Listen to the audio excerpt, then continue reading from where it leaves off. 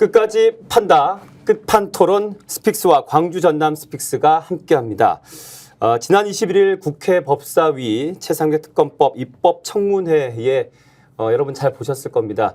우리는 왜 또다시 기억이 나지 않는다 이런 얘기를 또 들어야 됐는지 그리고 또 국힘은 뭐 불참까지 했습니다. 그렇게 진행된 와중에 또 우리를 뭉클하게 만들었던 또 부분이 있었죠. 전혜윤 의원이 경북경찰수사관하고 해병대 수사관이 통화했던 그 내역을 또 공개했었는데 정말 듣고 보면서 대한민국 국민으로서 분노와 함께 큰 아마 슬픔 또한 느끼셨을 겁니다. 오늘 전반적으로 입법 청문회 관련했던 이야기들 좀 다뤄볼까 싶은데요. 오늘 두 분의 평론가 모셨습니다. 김종욱 박사, 노영희 변호사 함께합니다. 안녕하십니까? 네, 안녕하세요. 증인 선서 일단 거부한 부분 안 그래도 이 사안 자체가 우리를 분노케 하는 걸 이게 그야말로 수위를 지금 넘다 못해 더 이상 참을 수가 없는 상황인데 거기 왜 나왔나 싶을 정도로 증인 선서 거부 세 분, 네, 우리는 기억하고 있습니다. 노영희 변호사, 네, 어떻게 보셨습니까? 그러니까 안 그래도 어제 역전은 어제가 아니죠. 며칠 전에 네네. 목요일날 역전의 용사들 스픽스에서 저녁에 하지 않습니까? 거기에서 우리가 얘기한 게 있습니다. 이 사람들이 입법청문회 왜 나오냐고 할까? 왜 나온다고 할까?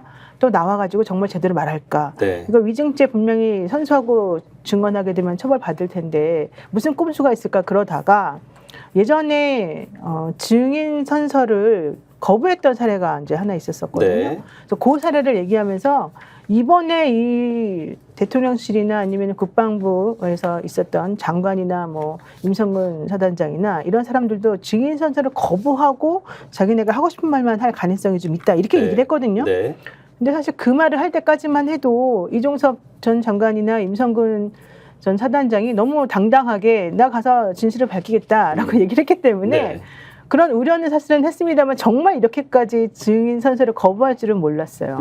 그래서 정청래 위원장이 증인 선서 당신들이 거부해도 나는 그 국회 감정 및 증언에 관한 법률, 증언 및 감정에 관한 법률 여기에 따라서 당신들 얼마든지 만약에 거짓말하면 네. 뭐 할 수 있다, 이제 처벌받게 할 수 있다, 이제 이런 얘기를 사실은 했고요.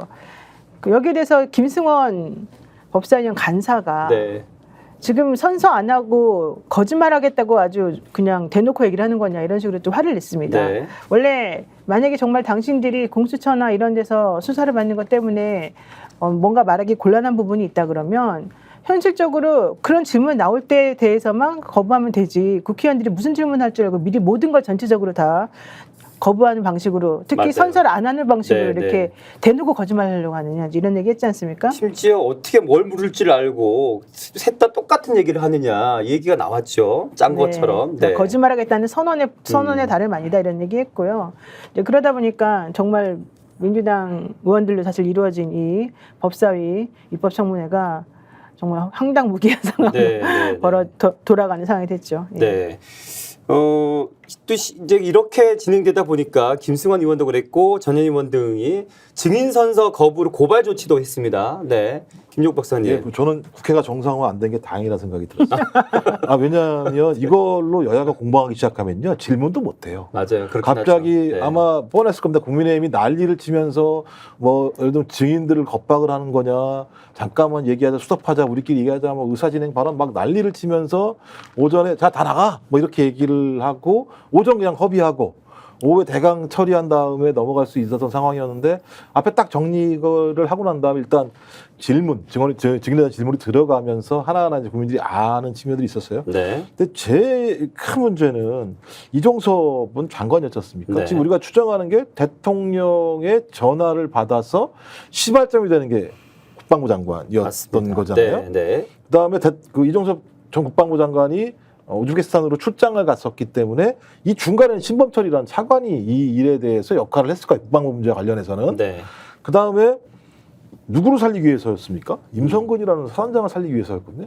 이 세 사람이 증언을 거부한다라고 얘기하는 건 실체를 밝히지 않겠다고 서로가 공모하지 않고서는 이렇게 나올 수가 없는 거예요. 네. 그리고 이제 이시원 이 전 비서관 같은 경우는 보니까 뭐 최장까지 다녔잖아요. 네. 작정하고 들어온 것 같고, 맞습니다.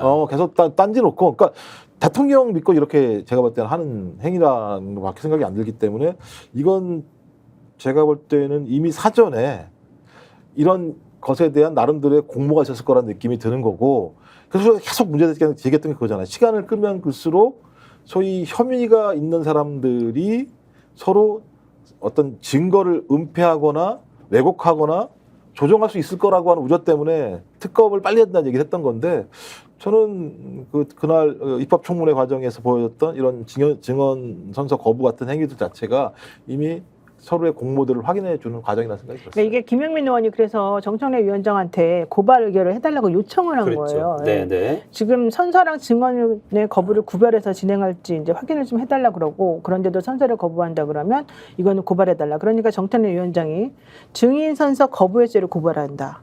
이러면서 법리 검토를 통해서 오후에 즉각 고발 조치할 수 있도록 준비해달라 이제 이런 얘기를 했는데 그럼에도 불구하고 사실은 공수처에 지금 피의자 내지는 참고인으로 나와 있는 사람들이기 때문에 이렇게 증인 선서를 거부한다고 해서 유죄가 내려지기는 사실 좀 어려워 보여요. 그러니까 이 사람들이 그런 걸 너무 뻔히 알고 해봐라. 사실은 해봐라 이런 저기 얘기. 때문에 자기 방어권 때문에 그런 거잖아요. 그러니까 이게 자기가 그 사실을 얘기하지 않는 거 자기 방어권이기 때문에 그러니까 제가 볼 때는 다 어떤 어떤 법리적인 검토를 받아서 도망갈 구멍들을 다 만들어 놓고 들어온 그렇게 했던 것으로 거기 때문에요. 공통적으로 보였습니다. 네. 네. 또 그날 그 청문회에서 이성윤 의원의 어떤 발언도 사실 주목이 됐었는데요.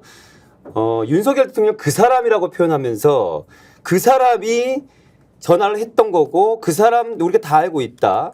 또 자세히 말씀드리면 이렇게 얘기했어요. 지난해 8월 2일 그 사람과 이종섭 전 국방부 장관이 첫 번째 통화 후에 박정훈 대령 인사조회가 검토됐다. 또 그 사람과 이 전 장관 두 번째 통화 중 박 대령이 해병대 수사단장 보직에 해임됐다. 이렇게 언급을 했고요. 또 그 사람과 이 전 장관의 세 번째 통화 후에 국방부가 경북 경찰청에 이첩한 수사 기록을 회수했다라고 하면서 우리는 그 사람이 윤 대통령이다 이렇게 언급을 했습니다. 결국은 이 지금 특검법의 핵심 겨냥하는 그 핵심은 윤 대통령으로 지금 보고 있는 거지 않습니까? 네. 그러니까 이 이종섭 전 장관이 말한 게 사실은 저는 좀 황당했는데 뭐라고 얘기를 했냐면요. 8월 2일 날 대통령하고 세 번 통화한 건 처음에는 원래는 뭐 안 했다고 하다가 이제 밝혀지니까 어쩔 수 없이 이제 인정을 하는 거잖아요. 그렇죠. 네. 그러면서 그 통화가 있었을 때 나눴단 말이 무엇이냐, 실질적으로 이 이첩과 관련해 가지고 회수하라는 지시가 있었느냐, 먼저 이런 얘기 이제 외압이 있었느냐, 이제 이런 질문에 대해서 그게 아니라 원래 내가 처음부터 박정훈 대령이 가지고 온 수사 보고서의 내용에 의문을 품고 있었다. 거기 보면은 여단장은 그냥 정상적 지시를 했을 뿐인데 왜 여단장을 과실치사 혐의를 집어넣는지 이상했다. 첫 번째. 네. 두 번째. 실질적으로 거기에 있었던 다른 간부 2명도 과실치사로 거기에 보고서에 적혀 있던데 그 사람들이 무슨 잘못을 했다고 위험을 무리순 사람에게 왜 과실치사 혐의를 또 집어넣으려고 했느냐 이걸 묻고 싶었으나 네. 언론 브리핑이나 이런 것들이 다 맞춰져 있다고 하길래 본인은 그냥 거기에 대해서 더 이상 얘기를 하지 않고 넘어갔다 뭐 이런 식으로 대답을 했단 말이에요. 네. 아니 그러면서 실질적으로 그 찜찜함 때문에 그 다음날 이첩을 일단 대기하고 보류해라라고 말을 했는데 그 말을 안 들었으니까 나는 사실은 박정훈에 대해서 화를 내는 거고 박정훈에 대해서는 결과 어떻게 할 것인지가 이미 31일 날 다 정해져 있었다는 얘기예요. 이 사람 얘기는. 네. 그러니까 대통령의 그럼 8월 2일 날 통화는 이런 것하고는 아무 상관이 없다는 식으로 지금 얘기가 돌아가잖아요. 그렇죠. 근데 그렇다면 대통령이 왜 8월 2일 날 3번을 그렇게 걸쳐서 엄청나게 많이 전화를 합니까? 이종섭 외국가 있는 사람에게. 네. 자기도 휴가 날인데. 그러니까 그게 설명이 안 된다는 거고요. 본인이 정말 그렇게 이상하다고 생각했으면 보고서를 읽어보면 나오거든요. 그 보고서에 나와 있는 부분에 대해서 그럼 박정훈 대령이 뭐라고 말했던가? 왜 거기에 대해서는 그날의 보고서에서 오케이를 했는가? 이 부분이 설명이 안 되죠. 네. 또 하나 박정훈 대령이 와서 한 말 중에 하나가 이거였어요. 나는 이 보고서 내용에 따르면 혹은 내가 조사한 내용에 따르면 임성근 사단장이 사실 옷을 벗어야 되는 상황이 될 수 있기 때문에 그 사람은 장성급 위인이어서 이 사람이 옷을 벗어야 되는 상황에 대해서는 대통령 밑에 있는 장관에게 직접 보고를 해야 됐고 그래서 자신이 군인 평생 처음으로 장관에게 직보를 했다는 거예요. 대면에서. 그리고 그 사람이 나중에 이종섭 전 장관이 수고했어. 잘했네. 그래서 악수까지 해줬다는 거야. 자기는 그게 너무 처음이어서 인생 처음이어서 너무 고마웠고 떨렸다는 거거든요. 그렇다면 자기가 지금 이종섭 전 장관 말하고 박정훈 대령하고 말이 안 맞잖아요. 그렇죠. 박정훈 전 대령은 칭찬받았다는 거고 네. 이종섭 전 장관은 이상하게 부실한 내용이 들어있어서 이상했다는 건데 네. 이상한 사람에게 그렇게 잘해주면서 이 사람이 막 떨릴 정도로 이렇게 칭찬해줄 건 아닌 거거든요. 네, 네. 그러니까 지금 이 모든 것들이 통화 기록이 나오고 나니까 또 대통령실에서 뭔가 설명이 나오고 나니까 그걸 순서를 다 맞춰가지고 그 앞으로 다 껴 넣었어요. 네. 그러니까 선서를 안 한 것이 다 의문이 풀리는 거죠. 음. 만약에 나중에 다른 것이라는 게 밝혀진다 하더라도 나는 선서 안 했으니까 유린죄를 처벌받을 수 없고 나는 괜찮아 이렇게 빠져나가려고 이렇게 짜맞추기 짜집기를 한 것이라는 것밖에 생각이 안 돼서 지금 말한 서영교 의원이 말한 그 사람이라고 굳이 사실 우리 네, 할 필요도 이성인 없었지만 의원이. 네, 네, 네. 이성인 의원이 네. 그 사람이라고 한 말에 대해서 뭐 그렇게까지 할 필요도 사실은 없었지만 다 이 세 명의 증인으로 나온 사람들이 결과적으로는 거짓말을 입을 맞춰서 했다는 것이 다 표시가 났고 더 중요한 거는 이 세 명이 안 만났을 거예요. 세 명의 변호사들끼리 서로 연결했겠죠. 그랬겠죠. 이제 네. 이런 것들이 정말 참 그 좋은 머리들을 쓸데없는 데 쓰고 있다. 정말 음. 나쁜 사람들이다. 이 생각 안 할 수가 없어요. 네. 김종 박사님 네, 청문회 그러니까- 보시면서 이 장면 아마 기억나실 텐데요. 네, 네. 그러니까 이종섭과 박정훈 네. 이제 한 사람은 보고자였고 결재자였었는데 그렇죠. 네. 이종섭이 피해가려고 하는 부분들은 박정훈 서단장이 다 그걸 기억하고 있기 때문에 그렇죠. 서단장 얘기하지 않았어요. 여단장만 얘기했다는 거죠. 여단장은 살짝 여단장을 왜냐하면 최고 책임자라 서단장이니까 서단장이 여섯시사에 책임을 있는 것 같다라고 네, 네. 본인은 판단한 거고 근데 굳이 여단장까지 해야 되나라고 얘기했다는 건데 본인은 서단장이라고 얘기를 했었고 네. 근데 그 이후에 그러니까 자기 생각에는 잘했다고 얘기를 했었습니다. 그런 거죠. 잘했다고 얘기했습니다만 자기 전에 생각을 해보니까 뭔가 좀 찜찜해서 문제가 자기 있는 것 전에? 같은데 그 다음날 바꿨다는 건데 네. 그것도 웃긴 게 8월 2일 날 이첩이 됐던 당시죠. 왜 조태용은 이종섭과 통화를 했을까? 아, 그렇잖아요. 거꾸로 돼야 되는 거 아니에요? 따지고 보면 전 그래서 이거는 어떤 형태로 이첩이라고 하는 내용들이 보고가 올랐고 대통령실에서 확인이 됐겠죠. 국방비서관을 통해서 확인을 했거나 확인을 하니 바로 전화를 해서 사실 확인을 한 거잖아요. 전 그렇다면 이건 대통령이 매우 요주의 사건으로 인식하고 있었던 거다라고 네. 볼 수밖에 없는 거고 그 다음에 소위 이첩 여부에 대한 명확한 내용들을 알고 나서 대통령이 직접 이종섭 장관한테 12시부터 1시에 걸쳐서 3번의 통화를 하죠. 한 번은 13분 정도의 통화를 했기 때문에 이건 제가 볼 때 대책을 지시한 거라고 볼 수밖에 없어요. 13분 정도 얘기했다고 보면.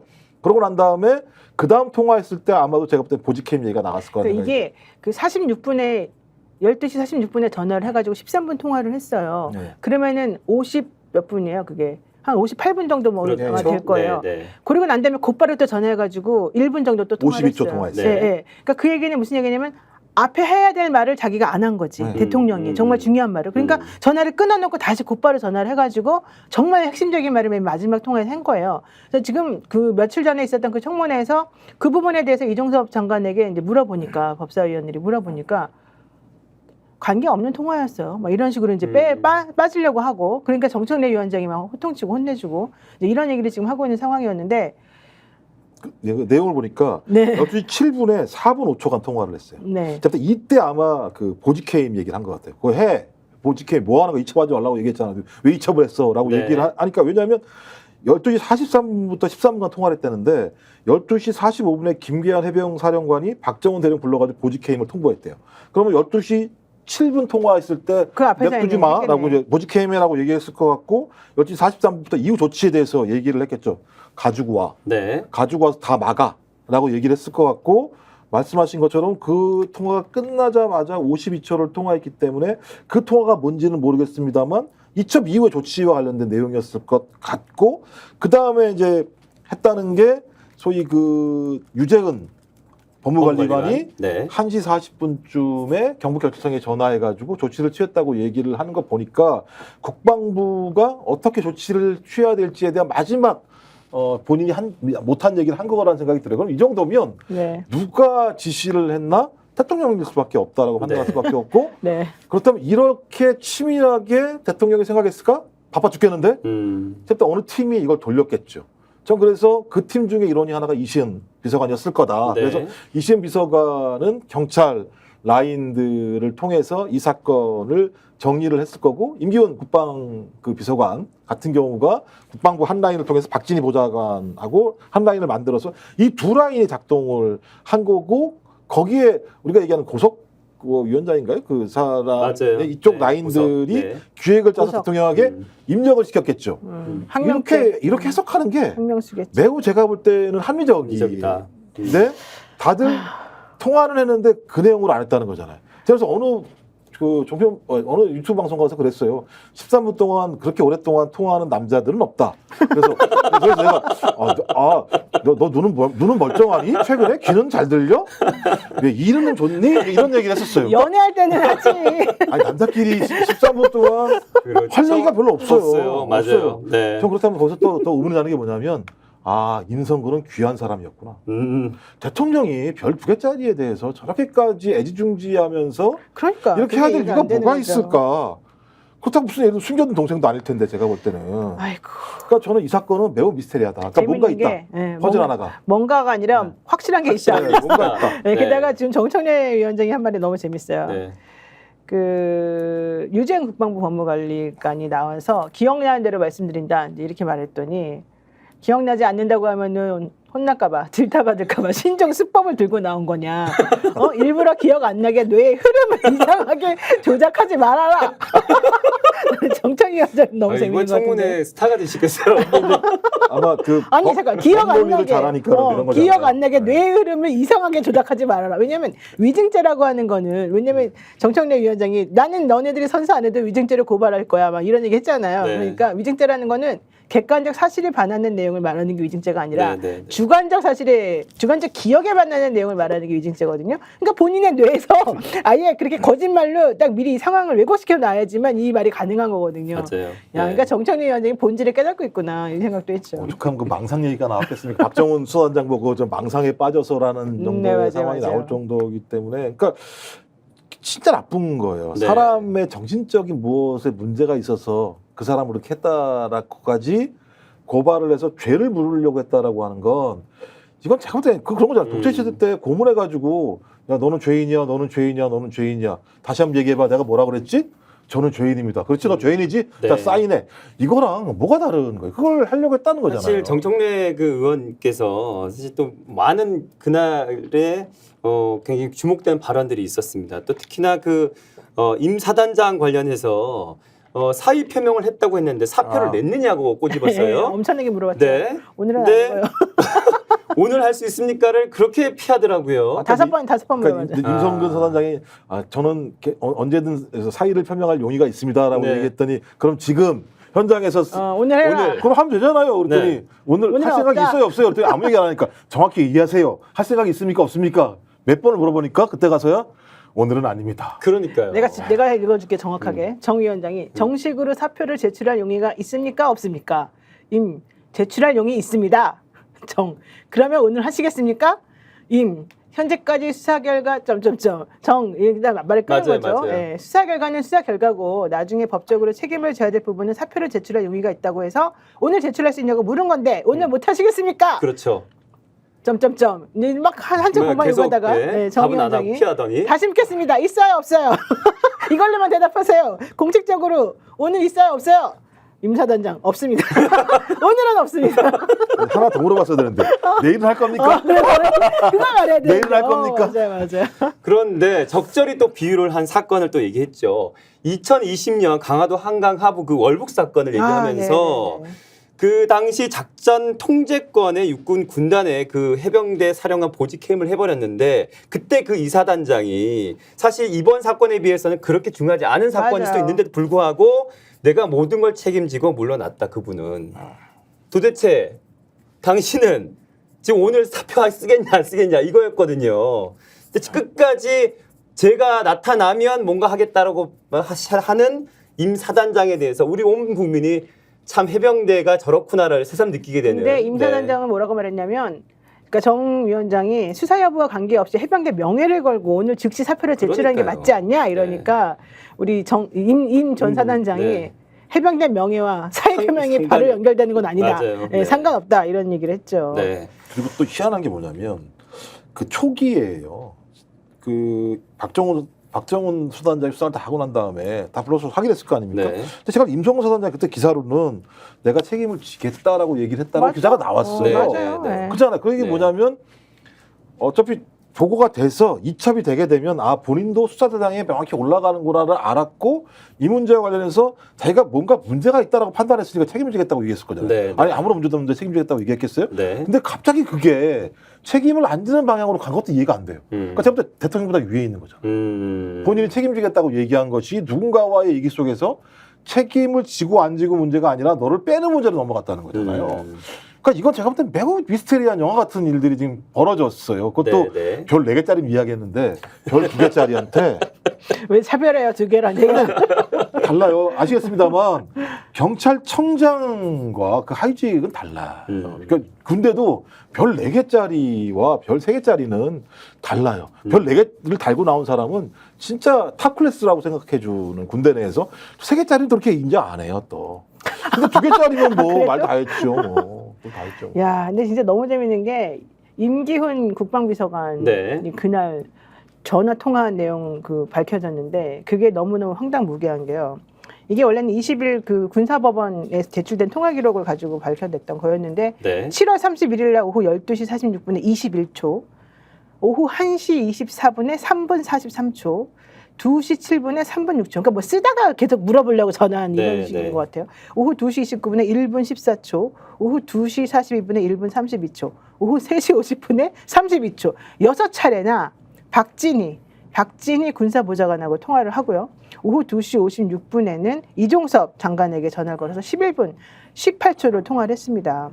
임 비서관이 오후 4시 52분에 또 전하규 국방부 대변인에게, 또 오후 5시에는 김계환 해병대 사령관에게, 6시 57분에는 신범철에게 전화한 걸로 나오고요. 그리고 실질적으로 이 전 장관이 최상병 사건 이첩 보류를 지시한 뒤 오후 1시 30분부터 2시 25분까지 이 방향성에 대해서 서로 간에 회의를 한 걸로 나왔는데 네.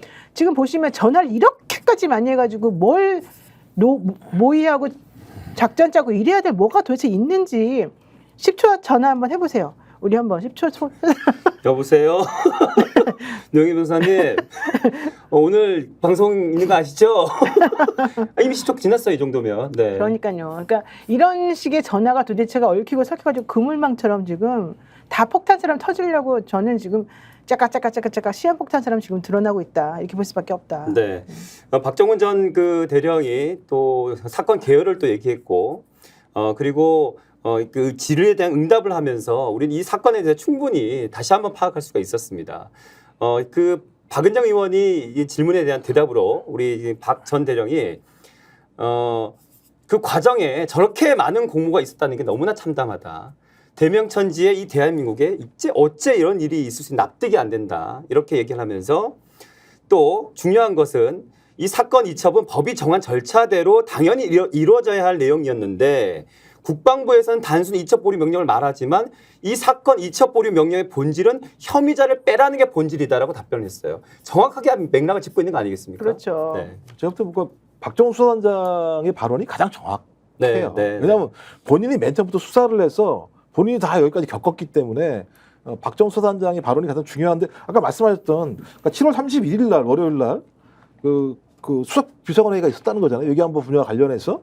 그러니까 11시로 추정되는데 그때도 저 조태용도 이상한 얘기해가지고 하긴 했지만 뭐 저쪽으로 얘기했었는데 그다음에 오전 11시 57분 59분에 말씀하신 박진희 군사보좌관이 김계환 해병사령관에 전화를 걸고 난 다음에 12시 2분에 김계환 해병대사관 박정훈 수사단장에게 언론 브리핑 취소를 지시하는 거니까 그냥 딱 나오잖아요. 네.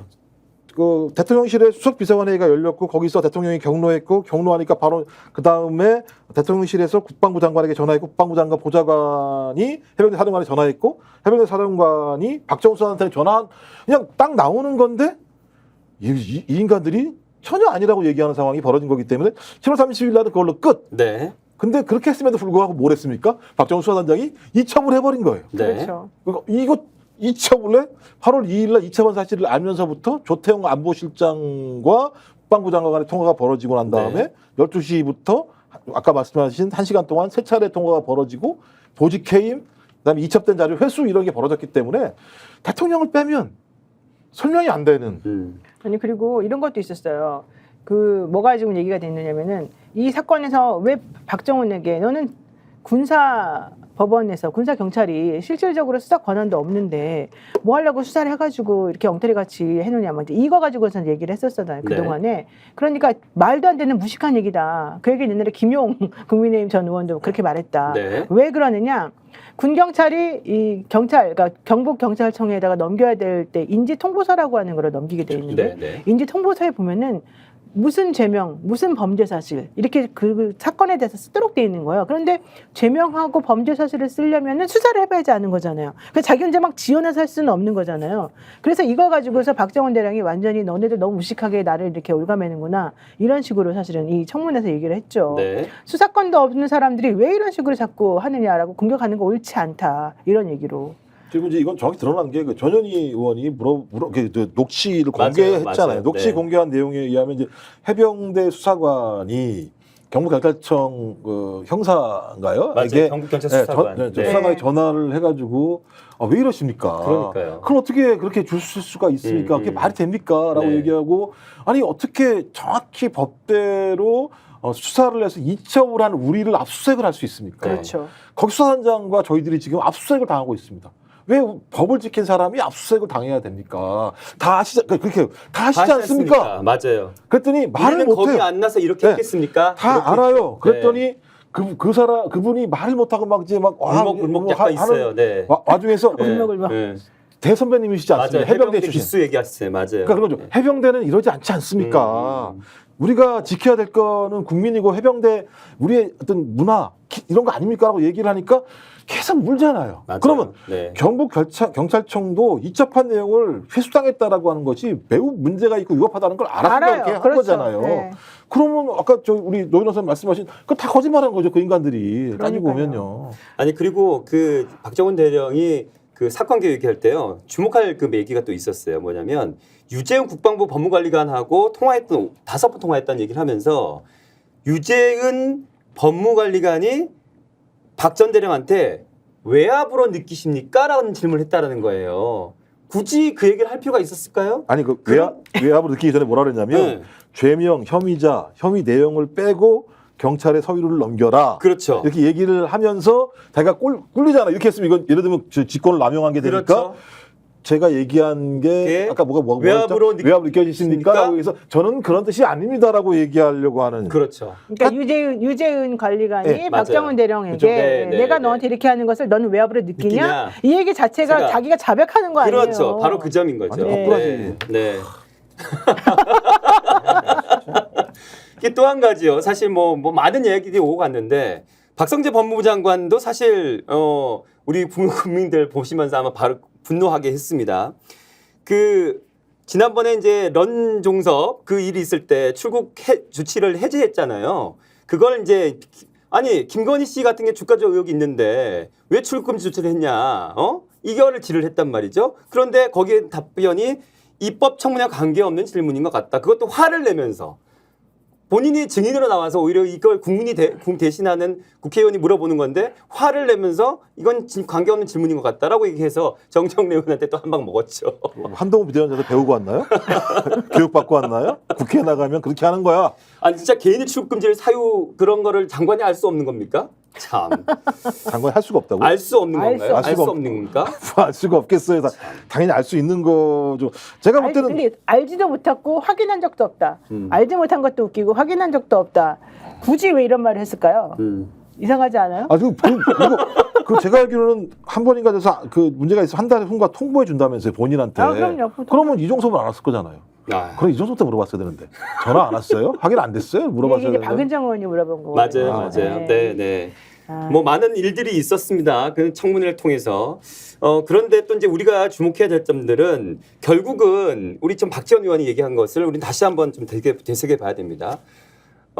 증인 선설하지 않은 사람, 우리 국민들은 거짓 증언하겠다로 받아들일 수밖에 없다. 아마 다들 그렇게 한번 바라보시지 않았을까요? 그건 뭐 당연한 거 아니겠습니까? 네. 만약에 자신이 떳떳하다면 실질적으로 내가 이 사건의 피의자로, 그러니까 A라고 하는 사건의 피의자로 되어 있거나 참고인으로 되어 있다 하더라도 비사건에서 증언을 하게끔 나오잖아요. 증인으로 신청한 경우가 있거든요. 우리가. 네. 그런 경우에 나와가지고 다 증인 선서합니다. 물론 당신이 그런 발언을 해서 당신의 유죄가 드러날 가능성이 있다고 생각하면 증인 선서를 거부해라. 이렇게 돼 있어요. 그러니까 이건 무슨 얘기냐면 그냥 막 무조건 거부하라 할 권리가 있는 게 아니라 이게 형사소송법에 나오는 거죠. 네. 당신이 발언을 통해서 당신의 유죄가 드러날 거라고 생각이 된다면이에요. 그러니까 그 얘기는 그래서 정청래 위원장이 이걸 가지고 이제 짚은 거예요. 정확하게. 맞아요. 야, 네. 증언을 거부하는 것도 아니고 선서를 거부하는 거는 너가 잘못을 저질렀다는 거 아예 자복하는 거나 마찬가지지 않느냐. 근데 현실적으로 수많은 형사재판에서는 A 사건의 증인이 B 사건에는 피고인이거든요. 서로 관계가 있지만 나와가지고 증인 선서 거부한 사례를 한 명도 못 봤고요. 그다음에 또 증인 선서 거부할 수 있는 사람들은 친인척 관계가 있다거나 뭐 이런 사람들은 거부할 권리가 있어요. 뭐 네. 부부라든가 자식이라든가. 하지만 그런 사람들도 대부분의 경우는 증인으로서 선서를 합니다. 그 얘기는 무슨 얘기냐면 나 이런 위험이 있다 하더라도 난 제대로 된 진실을 말할 테니까 네. 나는 위증죄 처벌 같은 거는 걸리지 않을 것이다. 그러니까 나는 내가 말하는 것에 대해 당당하다. 이제 이 네, 얘기거든요. 네, 네. 근데 이걸 처음부터 아예 증인으로서 선서 자체를 거부한다는 건 나 그냥 대놓고 거짓말할 테니 나 뭐라고 하지 마. 이거랑 똑같은 거거든요. 그렇죠. 네. 그래서 이 정도면 아마 여기 오늘 나온 증인들 박정우 네, 수사단 네. 측을 제외하고는 특검은 없을 거라고 판단하지 않고서는 네. 아, 이렇게 진짜요? 생각을 아니 해보죠. 본인들의 말로는 특검을 생각해서 나는 말을 할 수 없다고 말했는데 왜냐 어차피 특검 할 거니까 그러니까 나는 특검의 피의자인데 내가 여기서 말 잘못한 게 아시겠습니다만 지금 특검 거기 가면 안 보면은 된다. 100여 명 정도의 검사와 수사관들이 동원돼서 아주 밀착적으로 하기 때문에 저는 뺏을 거 다 뺏을 거거든요. 특검은 성과를 내야 되니까 어떤 형태든지. 근데 지금 나와서 한 얘기 자체가 나중에 다 예를 들면 하나하나가 소위 증거와 위증되는 내용들로 다 결합되는 부분이기 때문에 전 특검이 되지 않을 거라고 하는 이 확신이 없다면 특검이 됐을 때는 오히려 여기서 예를 들면 필요한 부분만 해내는 게 나중에 도움이 될 수 있는 거잖아요. 따지고 보면. 저는 반대로 특검이 될 거라고 생각하기 때문에 네. 본인이 특검 가가지고 위증죄로 처벌받으면 안 되니까 사실은 이렇게 되는 것 같은데. 근데 왜냐면 가서 특검에서 나온 제가 볼 결론을 때는 봐야 되니까. 위증보다 가면 더 큰 죄를 받지 않습니까? 원래 그렇죠. 특검 가게 되면 당연히 그러니까요. 그렇죠. 예. 그 박 전 대령의 또 이제 그 당시 상황을 또 소개했던 디테일한 내용이 또 있습니다.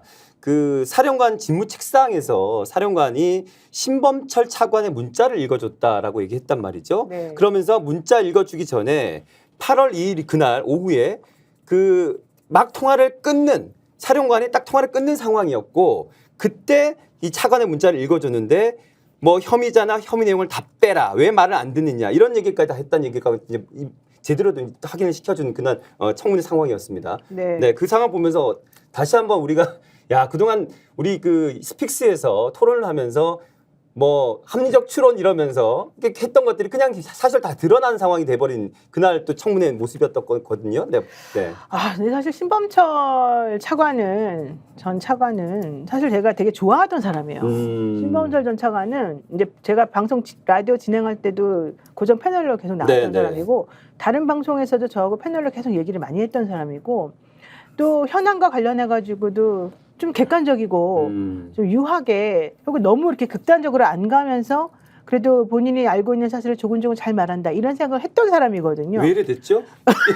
이분 왜 이렇게 됐어요? 내가 그 얘기를 물어보고 싶었는데 왜 이렇게 된 거예요, 이 사람? 네. 거기 가면 다 그렇게 되는 거예요? 네. 아니 그러니까 권력의 맛을 보면 이렇게까지 뻔뻔할 수가 있느냐. 그 본인도 알고 아마 위험하다고 느꼈을 거예요. 본인도 이 일을 하면서 벌어지는 상황을 보면 저는 이게 지금 이 연구자 출신이죠. 학자 출신이지 않습니까? 제가 볼 때는 아마 장관이 출장한 거를 아주 개탄할 겁니다. 장관이 출장을 안 갔으면 내가 거기서 빠질 수 있었을 텐데. 그렇지. 장관이 괜히 출장 출장 가면 자기가 보내가지고 뭘 전화받아 내가 다 해야 뒤집어 쓰는 되니까 거니까. 이랬을 것 같고 그러니까 본인이 그 정치도 그만두겠다고 선언을 했던 거잖아요. 네. 근데 뭐 그날 발언을 봤을 때도 좀 뭔가 좀 몇 마디 좀 하지. 그걸 했으면 좀 나중에라도 좀 살아남을 구멍이 있지 않을까 생각이 들기도 하는데 뭐 전혀 그러지 않았었기 내가 때문에. 보기에는 신범철 차관이 그때 국회의원 공천 받아가지고 나갔잖아요. 네. 그러니까 자긴 될 줄 알았던 거야. 그러겠죠. 어. 줄 그러니까 사실은 여기 끝까지 충성해가지고 내가 이제 뭐 거짓말이든 뭐든 일단 이 상황에서는 이쪽에 좀 잘 해줘야 된다고 생각했던 거죠. 네. 근데 떨어진 거잖아요. 그러니까 임종득은 됐는데 자기는 떨어진 거잖아요. 그러니까 이제 그때부터 완전히 머리에 멘붕이 왔을 것 같아요. 그래서 머리가 하얘지는 그 상황에서 내가 어떻게 해야지 여기를 빠져나갈 수 있을까 지금 그것만 생각. 생각하고 있을 거예요. 아마. 왜냐하면 안 지켜줘요. 그럼요. 이게 일단 자리를 벗어나고 나면 그 사람 잘 안 지켜줘요. 내가 대통령실 예전에 있던 사람들하고도 확인해가지고 좀 물어봤는데 그렇게까지 막 이 사람을 충성스럽게. 근데 이제 아직까지는 이제 확인이 안 되니까 자기도 간 보는 중이겠죠. 아. 이분은 정무적 감각이 없으신 거예요. 아니, 자기가 될 거라고 생각해요. 천안에서. 아니 대통령도 마찬가지고 한동훈 비대위원장도 마찬가지고 네. 다 자기네가 이길 거라고 생각했다는데 뭘. 자, 우리 그 이제 청문회가 이제 계속될 텐데 이런 특검이 앞으로 한광은 어떻게 흘러갈 거라고 보시는지 박사님 어떻게 봤습니까? 증인들이 사실은 그 사람 뭐 윤석열 이렇게 거론한 호명은 감히 못했지만 결국은 그 사람에 대한 얘기였거든요. 네. 그러니까 왜 본인이 말을 못해요? 사회자가 이렇게까지. 네. 이것도 피해 가시는 겁니까? 뭐 그러니까. 네, 얘기하다 보니까 지금 자꾸 언론인 그렇게 되네요. 출신으로서 대통령이 네. 대통령이 왜 그러는 대통령이 거예요? 윤석열에 무섭습니까? 대한 그러니까 됐습니까? 제가 볼 땐 그러니까 참 독특하고 이해 안 되는 매우 예를 들면 악랄한 캐릭터예요. 윤석열 대통령이 하는 거 보면. 그러니까 적어도 정치인은 민심과 여론이 변동하게 되면 반응을 해요. 반응을 하는데 지금까지 이 2년 과정을 보면 민심과 여론이 변해도 꿋꿋하게 자기 방식대로 갈 거라는 생각이 들기 때문에 좀 난감할 때가 있는 거예요. 네.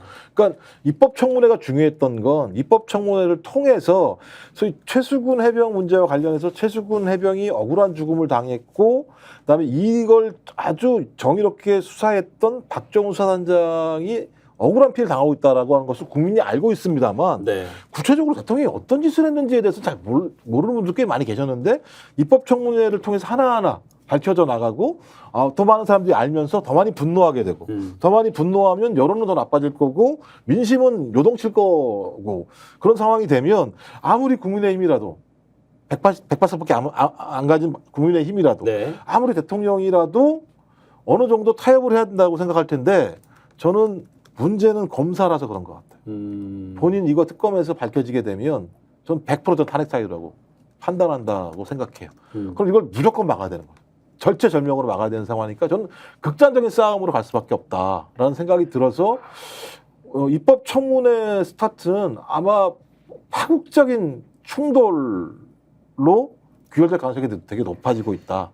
이런 생각이 들어요. 근데 지금 그 금요일 날 나온 여론조사를 보게 되면 네. 대통령 지지율이 긍정평가가 26%잖아요. 네. 지금 20%대가 3주 내내 지금 20%대고 대통령은 신경을 이제 안 쓰는 거예요. 20% 그 정도만 되면 난 괜찮다고 생각하는 것 같아요. 게다가 조금 제가 충격이었던 건 국민의힘 지지율이에요. 국민의힘 지지율이 35%가 좀 그렇거든요. 네. 이제 민주당 지지율은 28%, 그다음에 조국혁신당 지지율은 9% 해가지고 기존의 민주당 지지율이 이제 조국혁신당으로 나눠 가지게 되니까 네. 개혁혁신당이 4%인가 내가 기억이 그렇게 나는데 그러다 보니까 오히려 국민의힘 지지율하고 개혁혁신당 지지율을 합치게 되면 민주당하고 이 조국혁신당의 지지율 합친 거랑 사실 똑같아지는 거예요. 네. 그러면 국민들은 대통령에 대해서는 그렇게 지지를 안 하면서 여전히 그래도 국민의힘은 지지를 하네? 솔직히 이제 그 생각을 할 수밖에 없는 거잖아요. 맞아요. 국민의힘 뭘 했다고 지지를 하죠? 국민의힘은 왜 35%나 나오죠? 지금까지 국민의힘이 한 걸 보세요. 저 국민의힘이 아니었어요. 그러니까 그 얘기는 네. 무슨 얘기냐면 이걸 다 분석한단 말이에요. 이 용산에서도. 어쨌든 국민의힘은 지지율이 민주당보다 높잖아. 이 생각을 갖고 있는 것 같아요. 맞아요. 내가 봤을 때는. 네, 그러면서 봐봐. 우리가 아무리 해도 괜찮잖아. 이렇게 많은 사람들이 우리를 지지하고 있어. 35% 지지율이면 여기에다가 몇 %만 더하면 대선 이겨. 뭐 이번 총선은 좀 사람들이 좀 그때 좀 정신이 헷가닥해서 그렇게 됐지만 결과적으로 지자체 선거 민주당이 이렇게 나가고 나면 지자체 선거 우리가 다 이길 거고 네. 대선도 이길 거고 결국엔 특검을 내가 아무리 거부해도 상관없을 거고 이런 계산이 결국 쓰는 거예요. 그러니까 무서워하지 않죠 국민은. 아니 그 청문회의 그 댓글에도 사실은 민주당의 쇼다라고 하는 분들도 적지 않았거든요. 이건 이제 일부러 댓글 달았겠지. 부대들이 있는 거예요. 댓글 무대, 댓글 무대. 그러니까 말씀하신 것처럼 가장 큰 문제는 이제 대통령에 대해서는 명확히 판단해요. 그러니까 국정 운영에 대해서 긍정, 부정 평가를 하는데 말씀 합리적인 보수나 또는 좀 보수 성향이 강한 중도들 같은 경우는 어떤 일이 벌어지느냐? 국민의힘이나 대통령이 못하면 32%네요 국민의힘은. 그러니까 네. 뒤로 빠져요. 그냥. 그러니까 유보 보류 상태로 해서 특정 정당도 지지하지 않는 상황으로 갔다가 진짜 민주당이나 조국혁신당은 못 가는 거죠. 갔다가 민주당이 좀 잘못하면 다시 또 국민의힘 쪽으로 쑥 또 왔다가 이 흐름들이 계속 있는 거예요. 제가 볼 때는 그게 한 7, 8% 정도 되는 것 같아요. 네. 그래서 이 사람들이 다시 올라오면 30%대 국정운영 지지율을 유지하는 거고 이 사람들이 빠지면 20%대 지지율이 떨어지는 건데 저는 그 골반에 남아 있는 이 서울의 중도층과 합리적 보수층들이 쑥 빠져서 민주당까지 옮겨가는 과정들이 있어야 되는데 네. 이제 그럴 만한 상황에 대한 판이 안 만들어지고 있는 거죠. 저 그렇다면 이제 과거처럼 저희가 필요한 거죠. 태블릿 PC 같은 게. 그러니까 극단적으로 화가 나게 명징하게 말도 안 되는 일이 뭐 예를 들면 압수수색을 했는데 녹취한 내용이 복원됐어. 그런데 예를 들면 쌍욕이 나오면서 왜 하라는 대로 안 해?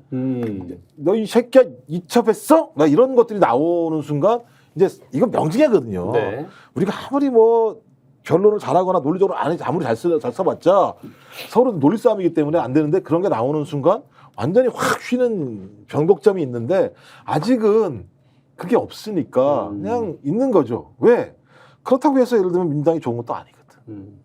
이런 아주 그러니까 왜 제가 민주당은 안 좋아요? 그러면 저는 잘 못하니까 모르겠죠. 그러니까, 어떤 면이 잘못하고 있어요? 그러니까 오늘 대변하셔야 됩니다. 왜 제가 되게 민주당 소속 아니에요? 제가 당원인 거는 맞는데, 네. 그러니까 제가 볼 때는 지금 저는 2년 방송에 집중하려고 소나무당도 탈당했어요. 갑자기 여기서 그럼 저도 방송에 집중하기 위해서 민주당 민주당을 원내대표. 민주당을 탈당하고 며칠 전에 증언 선서를 거부하겠습니다. 아니 왜냐면 저희 당 사람들이 저보고 탈당하라 그랬어요. 오. 변희재 대표 같은 사람이랑 손혜원 의원 같은 분 또 우리 정철생 변호사 같은 분도 당신의 생계 유지에 너무 어려움이 있는 것 같아 보인다. 미안하다. 사실은 제가 송영길 대표하고도 논의를 해가지고 네, 네. 송 대표 나온 다음에 하는 걸로 사실 했거든요. 네. 그러고 나니까 좀 우리 소나무당을 지지했던 당원들에게 너무 미안하고 소나무당이 아니어도 저를 지지해줬던 분들에 너무 죄송한데 그래도 어쨌든 변호사가 이 방송 일에 집중하는 계기는 되는 것 같아요. 네, 네. 그러니까 김종국 박사님도 다시 지금 나한테 뭐가 물어보자 이런 거 하지 말고 이제 오늘부로 탈당을 한 다음에 말을 갑자기 증언 선서 오늘 거부하는 하시겠습니까? 것처럼 오늘 하시겠습니까? 하시겠습니까? 내일 고민해 보겠습니다. 내일 고민해 보겠습니다. 한동안 여기 유행어처럼 좀 오늘이란 말이 자꾸 들릴 것 같다는 있어요? 생각이 듭니다. 없어요? 이렇게 근데 대답하세요. 그 숙제는 있는 것 같아요. 그러니까 저도 잘 모르겠습니다만 그 대통령의 국정운영 지지율이 20%에서 30%를 횡보하는 2년 동안 국민의힘 그러니까 민주당의 지지율과 국민의힘 지지율 자체가 거의 비등하게 유지가 되고 있는 상황에 대해서 저는 민주당 내부에서도 그 아주 근본적인 고민이 필요하다고 저는 생각을 해요. 이제 그렇다고 하더라도 선거 때가 되면 네. 국정운영 부정층 같은 경우가 응징이나 심판 차원에서 소위 국민의힘과 대통령을 응징하기 위해서 민주당을 선택하거나 아니면 조국혁신당을 선택하는 케이스들이 발생하는 거거든요. 근데 이 힘은 계속 갈 수가 없는 거죠. 선거가 지나게 되면 다시 복원되는. 그럼 왜 복원될까에 대한 근본적인 고민을 민주당이 해야 되는 것이고요. 민주당도 어느 순간 그 부분에 대한 국민에게 대답을 내놔야 돼요. 그러니까 계속 공격만 해서 상대방의 나쁜 점을 가지고 내가 그 득실을 얻어서 가는 정치는 저는 지탱하기 어렵다고 생각이 분명히 들기 때문에 거기다 답을 내놔야 되고 저도 당원입니다만 정확히 모르겠어요. 그러니까 몇 가지 얘기할 수는 있는데 또 이런 얘기를 하게 되면 논란이 이상한 데로 뭐 가요. 얘기해봐봐요. 그러니까 논란이 이상한 데로 간다니까요. 그러니까 예를 들면 강성 지지층 같은 경우가 너 왜 그렇다고 얘기를 해? 그러니까 논란의 핵심은 그게 아니잖아요. 뭔가 문제가 수치상으로 문제가 있는 건 사실이잖아요. 그러니까 적어도 저렇게 못하는 대통령과 저렇게 일 못하는 국민의힘이 있다면 거기에 부정적인 분들을 수용해 와서 우리의 지지층으로 만들어야 되는 거잖아. 라고 하는 측면 하나. 아무리 조국 혁신당이 조국 지금 의원입니다만 피해를 당했고 고통을 당했다고 하더라도 신생 정당인데 저렇게 압도적으로 진보 진영 내부에서 표를 그러니까 압도적이라는 게 뭐 두 당보다 높다는 게 아니라 네. 그나마 많은 비율을 가져갈 때는 민주당이 그것을 대신하지 못하는 뭐가 있을 거 아니야. 이런 두 가지 목들이 분명히 있다면 거기에 대한 대답을 내놔야 되는데 거기에 대해서 뭐 예를 들면 뭐 한 가지라도 얘기하면 예를 들면 뭐 중도로 조금 갑시다라고 얘기하고 뭐 하자는 거야? 보수화되자는 거야? 라고 공격을 해야 된다거나 아니면 이재명 당대표 사법 리스크와 관련해서 사법 리스크의 사자만 내놔도 너 이재명 당대표 너 뭐 추박이야? 라고 하는 논쟁이 벌어지면 사람들이 그런 토론을 못하게 되는 그렇죠. 거든요. 네. 좀 그렇다면 좀 넓어져야 된다. 넓어져서 이 당에는 내가 생각했던 말을 하는 사람들이 있네라고 느껴져야 돼요. 그러니까 과거 그 누구죠? 저기 그 조홍천이 뭐 이런 사람처럼 이렇게 논쟁을 하는 얘기가 아니라 네. 저 당은 내 얘기를 해주는 사람들이 있네? 이런 게 벌어져야 조금씩 이게 축적이 되면서 일로 모이게 되는 거거든요. 그러면 선거는 제가 핵심적으로 다수유권자 연대를 만드는 팀이 항상 이기는 거예요. 누가 뭐라고 얘기해도. 그러면 민주당이 다수유권자 연대를 만들어야 되는 거죠. 근데 거기에 제가 볼 때는 매번 잘 가다가 떨어지고 이렇기 때문에 전 이 부분에 대해서도 지금은 최혜병 특검법 문제나 김건희 특검법 문제를 관철시키기 위해서 제가 잘 모여서 싸워야 되는 게 중요합니다만 내부적으로 이런 문제에 대한 고민도 필요하다고 생각해요. 네. 어떤 근데 왜 이걸로 간 거야 갑자기 이제 생각을 해보니까 이렇게 제가 말린다니까요. 네, 이렇게. 그러니까요. 이게 다 흔적으로 남아. 강성에게 이거. 밀릴 수밖에 없어요. 그러니까 이게 흔적으로 남아 이게. 이게 바로 진영 스킬이에요.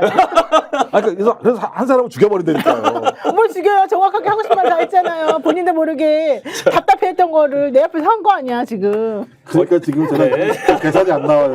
이게 잘한 말인지 잘한 말이지. 못한 말인지. 우리 PD님께서 잘 편집해 주실 걸로. 아니 편집이 필요 없는 말이에요. 왜냐면 이거는 되게 하고 싶었던 말이고 네. 본인이 보기에 이런 것이 명확하게 사람들 앞에서 공개적으로 논의가 잘 되고 얘기가 끄집어내어지는 상황이 되어야지 민주당이 발전한다고 생각하는 거잖아요. 네. 그럼 당연히 해야 될 말을 한 거고 그 말 할 수 있는 기회를 내가 준 거에 감사하겠지. 네.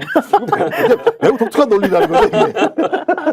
자, 뭐 어쨌든이라는 말을 참 저는 하기 싫어해요. 왜냐면 뭐 앞에 말을 그냥 없애는 듯한 느낌이 들어서 그렇다 하더라도 우리는 또 끝판 토론에 또 뭐 마무리는 또 져야 되기 때문에 청문회를 통해서 최상배 특검법에 분명히 외압이 있었다라는 거 우리는 분명히 확인할 수 있었다는 거 말씀을 드리고 앞으로 이제 이게 어떻게 그 관련 인물들이 처벌이 되고 또 군문화가 어떻게 또 바뀔지 이런 좀 발전적인 논의가 분명히 있어야 되겠다. 이번 청문회가 좋은 계기가 되겠다. 이런 생각을 하게 되는데요. 그렇게 이제 밀고 가는 데 있어서 민주당 내에서도 앞으로 풀어야 될 숙제들이 많이 있는 것으로 보여지고 그런데 그보다 더 중요한 것은 우리 국민들이 이 사안에 대한 관심을 끝까지 놓지 않는 게 중요하다라는 것이고요. 그리고 왜곡되지 않고 정면 승부 제대로 바라보는 거 이런 것도 계속 놓치지 말아야 된다. 이 점도 다시 한번 말씀을 드립니다. 자, 오늘 끝판 토론 두 분과 함께 했는데요. 끝까지 함께 해주셔서 감사드립니다. 시청해주신 여러분 고맙습니다.